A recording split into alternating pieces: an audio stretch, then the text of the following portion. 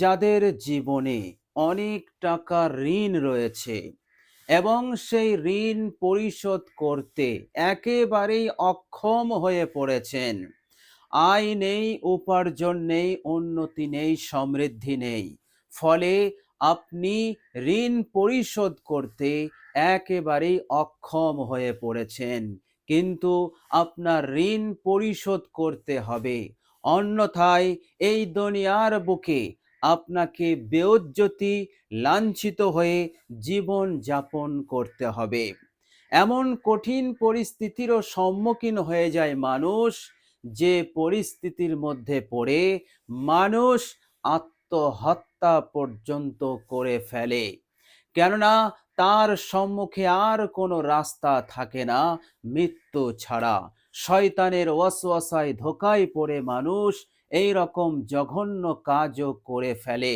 ঋণের বালা এত বড়ই বালা, ঋণের বিপদ এত বড় বিপদ। খোদ বিশ্বনবী সাল্লাল্লাহু আলাইহি ওয়াসাল্লাম বলেছেন, ঋণ হতে তোমরা সতর্ক থাকো। প্রিয় দর্শক, মানুষ ঋণ নেয় মজবুর অবস্থায়, যখন আর কোনো রাস্তা নেই, কেউ তাকে সাহায্য করছে না, কেউ তার পাশে নেই, এমতা অবস্থায় তাকে ঋণ নিতে মজবুর হয়ে যান। তো প্রিয় দর্শক, এই রকম ভাবে আপনি ঋণ নিয়েছেন, ঋণ নিতে নিতে অনেক পরিমাণ হয়ে গেছে, এখন সেই ঋণ পরিশোধ করতে আপনি আর পাচ্ছেন না। আপনি একটি পরিকল্পনা করে নিয়েছিলেন, কিন্তু আপনার পরিকল্পনা ভঙ্গ হয়ে গেছে। প্রিয় দর্শক, এই রকম কঠিন হালতে, এই রকম কঠিন পরিস্থিতিতে আপনি কি করবেন? রাহমাতুল লিল আলামিন, দয়ার নবী, মায়ার নবী, তিনি আপনার কথা ভোলেননি। তিনি আপনার এই মজবুর হালতের কথা তিনি চিন্তা করেছিলেন। এই জন্য তিনি আমাদেরকে একটি আমল বলে দিয়েছেন। বিশ্বনবী সাল্লাল্লাহু আলাইহি ওয়াসাল্লামের জামানাতেও অনেক সাহাবী এই রকম কঠিন ঋণের বিপদের সম্মুখীন হয়েছিলেন। তিনারা সাহাবী ছিলেন, পাহাড় সমান ঈমান তাদের ছিল, এবং আল্লাহ পাকের হুকুম আহকাম বিশুদ্ধভাবে তারা পালন করত। এর পরেও তাদের ঋণ এতটা পরিমাণ হয়ে গিয়েছিল যে তারা বিশ্বনবী সাল্লাল্লাহু আলাইহি ওয়াসাল্লামের কাছে ছুটে এসেছিলেন আর বলেছিলেন, ইয়া রাসূলুল্লাহ, ঋণের পাহাড় আমার মাথায়, আপনি আমার পথ বলে দিন, যাতে করে আমি এই ঋণের বালা হতে, এই ঋণের মুসিবত হতে আমি নাজাত পেয়ে যাই। রাসূলুল্লাহ সাল্লাল্লাহু আলাইহি ওয়াসাল্লাম তখন তিনি আমল বলে দিতেন, পথ বলে দিতেন। সাহাবারা সেই অনুযায়ী আমল করতেন। কিছুদিন যেতে না যেতেই তার ঋণ পরিশোধ হয়ে যেত, এবং ঋণ যখন পরিশোধ হয়ে যেত, তখন মুক্ত মনে, হাসি মুখে রাসূলুল্লাহ সাল্লাল্লাহু আলাইহি সাল্লামের কাছে আসতো দেখা করতে। বলুন সুবহানাল্লাহ। সুতরাং নৈরাশ হবেন না, ঘাবড়াবেন না। আপনার জন্য মহান রব্বুল আলামিন পথ খুলে রেখেছেন। প্রিয় দর্শক, আজকের ভিডিওতে আপনাকে আমি সেই আমলটি শেয়ার করব, যে আমলটি বিশ্বনবী সাল্লাল্লাহু আলাইহি সাল্লাম এক ঋণগ্রস্ত সাহাবীকে তিনি বলে দিয়েছিলেন। প্রিয় দর্শক, আল কোরআনুল কারীমের মধ্যে একটি আয়াত আছে, অসাধারণ আয়াত, সর্বশ্রেষ্ঠ আয়াত, এবং ঋণ পরিশোধের জন্য এই আয়াতটাই আপনার জন্য কাফি হবে, আপনার জন্য যথেষ্ট হয়ে যাবে ইনশাআল্লাহ। এই আয়াতে কারিমার ওপর আপনি আমল করবেন, ইনশাআল্লাহ 3 দিন পার হবে না, আপনার সমস্ত ঋণকে আল্লাহ সুবহানাহু ওয়া তাআলা পরিশোধ করে দেবেন। মহান রব্বুল আলামিন আপনার পাহাড় সমান ঋণ পরিশোধের ব্যবস্থা তিনি করে দেবেন। এই ক্ষমতা, এ তাকাত, এ কুদরত, এ হিকমত আমার রব্বুল আলামিনের আছে, পৃথিবীর কারো নেই। আছে একমাত্র আমার আপনার প্রতিপালক রব্বুল আলামিনের। বলুন সুবহানাল্লাহ। প্রিয় দর্শক, মনে রাখবেন, ঋণ আমাকে আপনাকে পরিশোধ করতেই হবে যেভাবেই হোক, অন্যথায় শুধু দুনিয়ার বুকে নয়, পরকালেও আমাদেরকে কঠিন বিপদের সম্মুখীন হতে হবে। কঠিন বিপদ বলতে আমাদের জন্য জান্নাতে যাওয়া সহজ হবে না। আমরা জান্নাত হতে মাহরুম হয়ে যাব। কবরে হাসরে কঠিন আযাব গজবে আমরা গ্রেফতার হয়ে যাব। বিশ্বনবী সাল্লাল্লাহু আলাইহি ওয়াসাল্লাম তিনি ঋণ সম্পর্কে কি বলছেন দেখুন। তিরমিজি শরীফের হাদিস, হাদিস নাম্বার 1079। তিনি বলছেন, নফসুল মুমিনি মুআল্লাকাতুন, মুমিনের রূহ, মুমিনের আত্মা ঝুলে থাকে, মুআল্লাকাতুন ঝুলে থাকে, আগে যায় না। আমরা শুনেছি মুমিনের রূহ, বিশ্বনবী সাল্লাল্লাহু আলাইহি সাল্লাম বলেছেন, মুমিনের রূহ আজরাইল ফেরেশতা যখন কবজ করে তখন সেই রূহটাকে, আত্মাটাকে জান্নাতি কাপড়ে ঢেকে তাকে নিয়ে যাওয়া হয়, সোজা ইল্লিয়িনে চলে যায় এবং সেই মুমিনের রূহ ইল্লিয়িন থেকে জান্নাতেও যায়, জান্নাতের গাছে বসে, ডালে বসে, জান্নাতের মেওয়া খায়, জান্নাতের পানীয় পান করে। এই রকম আল্লাহ রাব্বুল আলামিন এক সুন্দর আবহাওয়া এবং ইল্লিয়িন জান্নাতে ভ্রমণ করার, ঘুরে বেড়ানোর স্বাধীনতা মুমিনদেরকে আল্লাহ পাক দিয়ে দেন, মুমিনদের রূহদেরকে আল্লাহ পাক দিয়ে দেন। বলুন সুবহানাল্লাহ।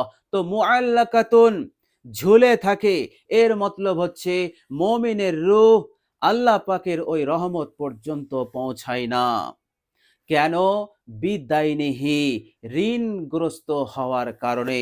অর্থাৎ কোনো মুমিন যদি ঋণগ্রস্ত হয় তাহলে তার রূহ আসমানে লটকে যায়, আল্লাহ রাব্বুল আলামিনের যে বিরাট প্রতিদান আছে সেখান পর্যন্ত পৌঁছাতে পারে না। কতদিন এমন ভাবে লটকে থাকে?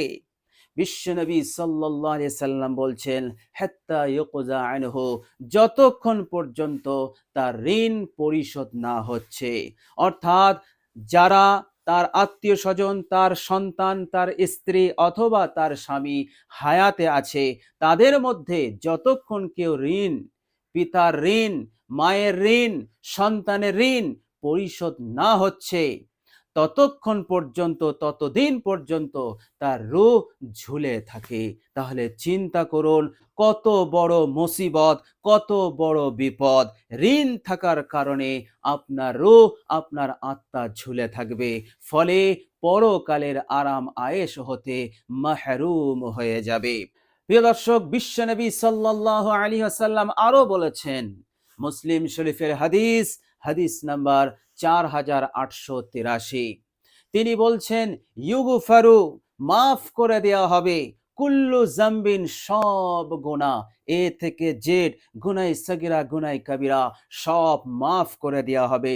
লিশ-শাহীদি, যে ব্যক্তি আল্লাহ পাকের রাস্তায় শহীদ হবে, নিজের জানটা দিয়ে দেবে, মহান রব্বুল আলামিনের রাহে জিহাদ করতে করতে সে শহীদ হয়ে গেল, এত বড় মাপের আমল যে করবে, কুল্লু জাম্বিন, তার সব গুনাহ, কুল্লু জাম্বিন মানে সব গুনাহ, ছোট বড় গুনাহ সাগীরা গুনাহ কবিরা, যা গুনাহ তার আমল নামায় ছিল সব আল্লাহ রাব্বুল আলামিন একেবারে সেকেন্ডের মধ্যে তাকে মাফ করে দেবে, তাকে নিষ্পাপ করে দেবে। বিশ্বনবী সাল্লাল্লাহু আলাইহি সাল্লাম বললেন, ইল্লা দাইন, তবে সেই গুনাহটা মাফ হবে না যেটা হচ্ছে ঋণের গুনাহ। অর্থাৎ সেই শহীদ ব্যক্তি যদি ঋণী থাকেন তাহলে এই ঋণের গুনাহ মাফ হবে না যতক্ষণ পর্যন্ত সে ঋণ পরিশোধ না করছে।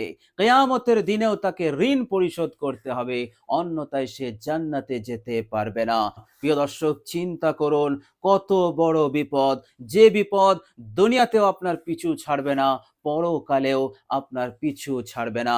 সেদিন যখন কোনো মানুষ এসে বলবে, হে আল্লাহ, আমি এর কাছে টাকা পাই, আমি এর কাছে এই জিনিসগুলো পাই, কিন্তু সে আমার ঋণ পরিশোধ করেনি।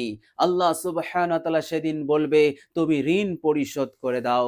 প্রিয় দর্শক, সেদিন আপনার কাছে নেক আমল ছাড়া আর কিছুই থাকবে না।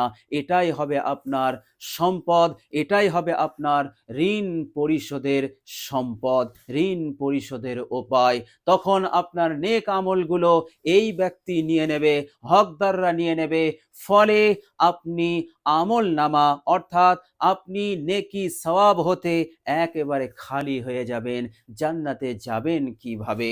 আমরা জান্নাতে যাব কি করে? ফলে কঠিন বিপদের মধ্যে আমরা পড়ে যাব।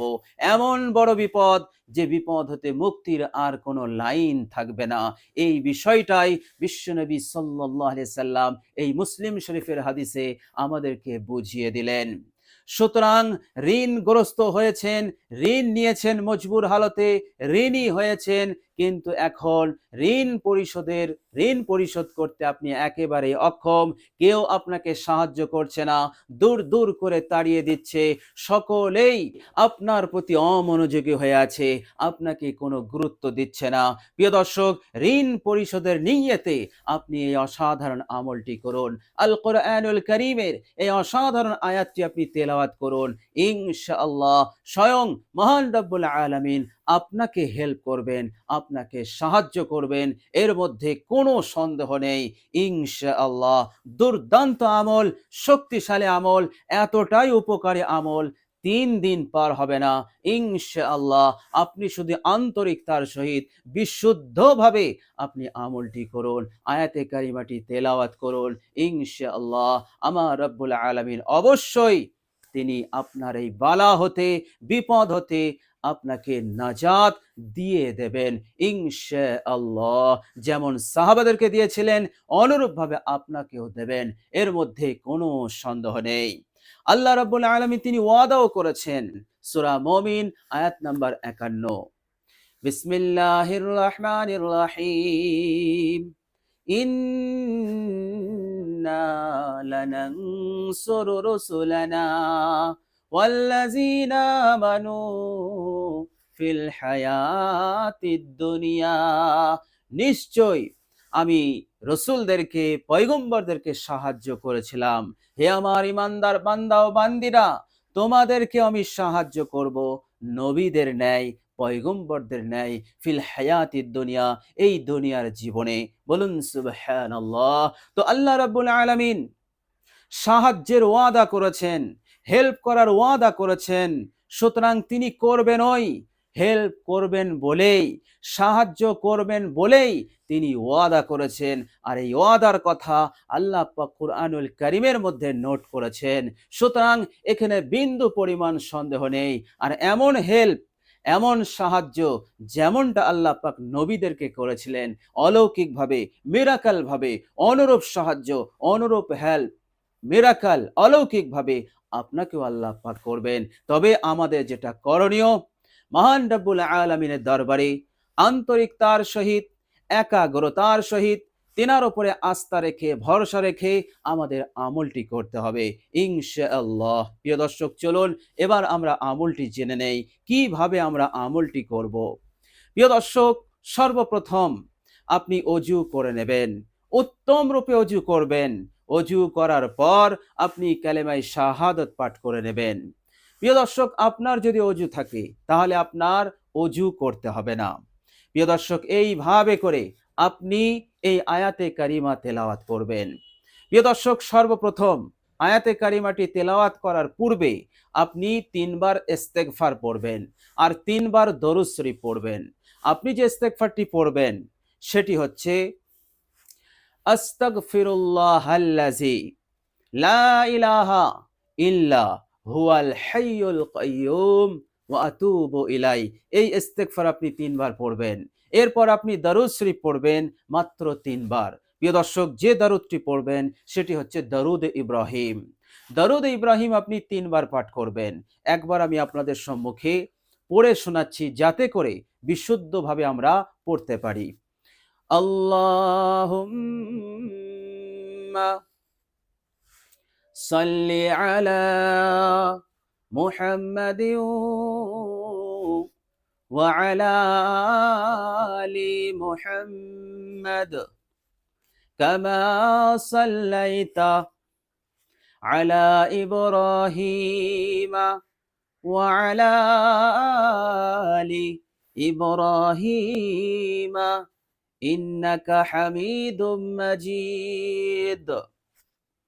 আল্লাহুম্মা বারিক আলা মুহাম্মাদিন ওয়া আলা আলি মুহাম্মাদ কামা বারাকতা আলা ইব্রাহিমা ওয়া আলা আলি ইব্রাহিমা ইন্নাকা হামিদুম মাজিদ। প্রিয় দর্শক, এইভাবে করে ধীর স্থিরভাবে আপনি 3 বার পাঠ করবেন। এরপর আপনি এই আয়াতে কারিমা তেলাওয়াত করবেন। আয়াতে কারিমা হচ্ছে সূরা আল ইমরানের ২৬ নম্বর আয়াত, ২৭ নম্বর আয়াত। প্রিয় দর্শক, একবার আমি আপনাদের সম্মুখে তেলাওয়াত করে শোনাচ্ছি। বিসমিল্লাহির রহমানির রহিম। কুলিল্লাহুম্মা মালিকাল মুলকি তু'তিল মুলকা মান তাশাউ ওয়া তানজিউল মুলকা মিম্মান তাশাউ ওয়া তুইজ্জু মান তাশাউ ওয়া তুযিল্লু মান তাশাউ বিয়াদিকাল খায়র ইন্নাকা আলা কুল্লি শাইইন কাদির। তুলিজুল লাইলা ফিন নাহারি ওয়া তুলিজুন নাহারা ফিল লাইল ওয়া তুখরিজুল হাইয়্যা মিনাল মাইয়িতি ওয়া তুখরিজুল মাইয়িতা মিনাল হাইয়্যি ওয়া তারযুকু মান তাশাউ বিগাইরি হিসাব। প্রিয় দর্শক, এই আয়াতে কারিমা আপনি 3 বার পাঠ করবেন। প্রিয় দর্শক, কখন পাঠ করবেন? আপনি ফজরের পর একবার আমলটি করবেন, আর সন্ধ্যার পর একবার আমলটি করবেন। 2 টাইমে আপনি আমলটি করুন। ইনশাআল্লাহ আপনার ইয়াকিন, আপনার বিশ্বাস যদি সঠিক থাকে, যদি আপনি 100% বিশ্বাসের উপরে কায়েম থেকে আল্লাহ পাকের উপরে আস্থা রেখে, ভরসা রেখে আপনি যদি আমলটি করতে পারেন, ইনশাআল্লাহ 3 দিন পার হবে না, তার পূর্বেই আপনার সমস্যার সমাধান হবেই হবে, ঋণ পরিশোধ হবেই হবে, এর মধ্যে কোনো সন্দেহ নেই। যালিকাল কিতাবু লা রাইবা ফি, এই কিতাবের মধ্যে বিন্দু পরিমাণ সন্দেহ নেই। ইনশাআল্লাহ আপনি শুধু পড়ুন, তেলাওয়াত করুন, আমলটি করুন, সঠিক সময়ে বিশ্বাসের সঙ্গে আন্তরিকতার সহিত আল্লাহ পাকের উপরে তাওয়াক্কুল রেখে, ভরসা রেখে, ইনশাআল্লাহ ফলাফল 100% নিশ্চিত, এর মধ্যে কোনো সন্দেহ নেই। প্রিয় দর্শক, আল্লাহ রাব্বুল আলামিনের কাছে দোয়া করি, আল্লাহ রাব্বুল আলামিন যেন সঠিকভাবে আমলটি করার তৌফিক দান করেন, এবং যে সমস্ত ভাই এবং বোনেরা ঋণের কারণে কঠিন মুসিবতের মধ্যে আছে, তাদের জন্য দোয়া করি, আল্লাহ রাব্বুল আলামিন যেন তাদেরকে ঋণ পরিশোধের ব্যবস্থা করে দেন, মুসিবত বিপদ হতে নাজাত দান করে দেন। এইভাবে করে টাকা পয়সা দৌলত দিয়ে তাদেরকে যেন মালামাল করে দেন, তাদেরকে যেন সন্তুষ্ট করে দেন, দুনিয়ার সকল হাজত প্রয়োজন তারা যেন সহজেই পূরণ করতে পারেন। আমিন সুম্মা আমিন। প্রিয় দর্শক, কমেন্ট বক্সে একবার আমিন লিখে দেবেন। আজ এ পর্যন্তই। সকলে ভালো থাকবেন, সুস্থ থাকবেন। ভিডিওটি ভালো লাগলে একটি লাইক এবং শেয়ার করে দেবেন। প্রিয় দর্শক, শেষে আমার আন্তরিক সালাম নেবেন। আসসালামু আলাইকুম ওয়া রাহমাতুল্লাহি ওয়া বারাকাতুহু।